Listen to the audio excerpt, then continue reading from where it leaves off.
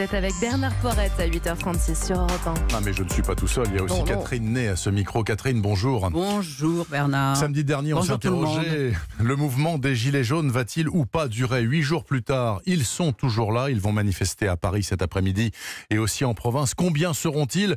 On fera le bilan ce soir, les forces de l'ordre en tout cas sont sur les dents. Mardi, Emmanuel Macron va parler. Est-ce que selon vous, Catherine, il va réussir plus ou moins à faire retomber la colère? En tout cas, le président est confronté à la première grande crise du quinquennat, car c'est lui qui est visé nommément. Sur tout le territoire, on a vu les Gilets jaunes réclamer sa démission.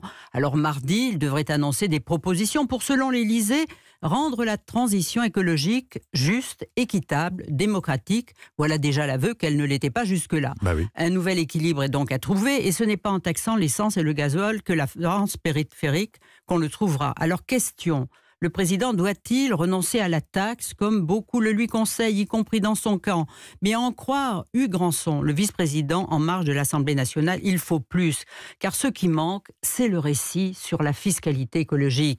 On est trop sur les modalités, pas assez sur la finalité. Et c'est vrai que pour susciter l'adhésion des gens, il faut un récit, de la flamme, parler d'avenir. On verra ce que va dire Macron. En tous les cas, les Français savent l'urgence écologique. Les conséquences dramatiques du réchauffement ne leur échappent pas. Mais ils soutiennent les Gilets jaunes, car pour tous, c'est le ras-le-bol de la hausse du prix à la pompe. Et le paradoxe, c'est que le prix du pétrole n'a jamais été aussi bas depuis 6 mois aujourd'hui. Alors Nicolas Hulot, qui est tout de même l'inspirateur de la taxe carbone, est donc en partie responsable de cette hausse. Jeudi, il participait à l'émission politique sur France 2 et il nous a annoncé quoi? La fin du monde, qui n'est plus une hypothèse d'école. Pour moi, ça a été un choc. Courage fuyant, on comprenait mieux pourquoi il avait déserté quand même. Bon, la fin du monde, certes, c'est assez impressionnant, mais est-ce qu'on peut, selon vous, conjuguer la lutte contre cette issue très funeste et contre les fins de mois difficiles? Mais c'est ce que croit Laurent Berger, le secrétaire général de la CFDT. On a besoin de réponses concrètes, dit-il. Et lui, il suggère de réunir les corps intermédiaires, les élus, des ONG, des associations et pourquoi pas aussi des Gilets jaunes pour construire un pacte social de conversion écologique.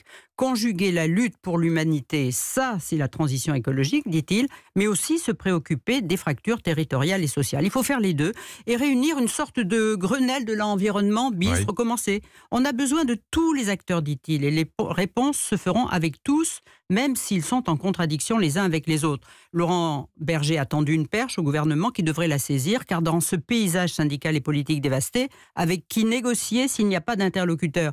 Les Gilets jaunes apparaissent disparates, contradictoires, divisés, parfois extravagants dans leurs exigences. C'est une lave qui sort du volcan. Il n'empêche, il faut canaliser leur colère en les entendant, car on ne fera rien sans eux. En tout cas, les Gilets jaunes ont le soutien remarqué et remarquable de Marine Le Pen et Jean-Luc Mélenchon. Pardi, les partis extrémistes font leur nid là où il y a de la colère, des difficultés, de la frustration. Marine Le Pen applaudit au grand succès de leur mobilisation, comme si c'était le sien.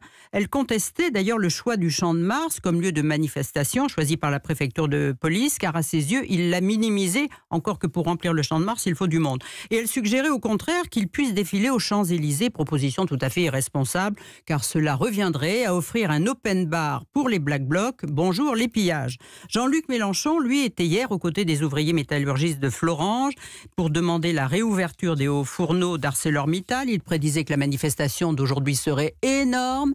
Il suggère que Macron renonce à la taxe carbone, car ça, dit-il, c'est le point de départ. Bon, de là à croire à une convergence Rassemblement National, France Insoumise, vous sautez le pas ou pas? Sur le terrain, c'est vrai qu'il y a des Gilets jaunes qui votent France Insoumise, qui ont parlé, pactisé avec d'autres qui, eux, sont des partisans du Rassemblement National, et Europe 1 en a rendu compte.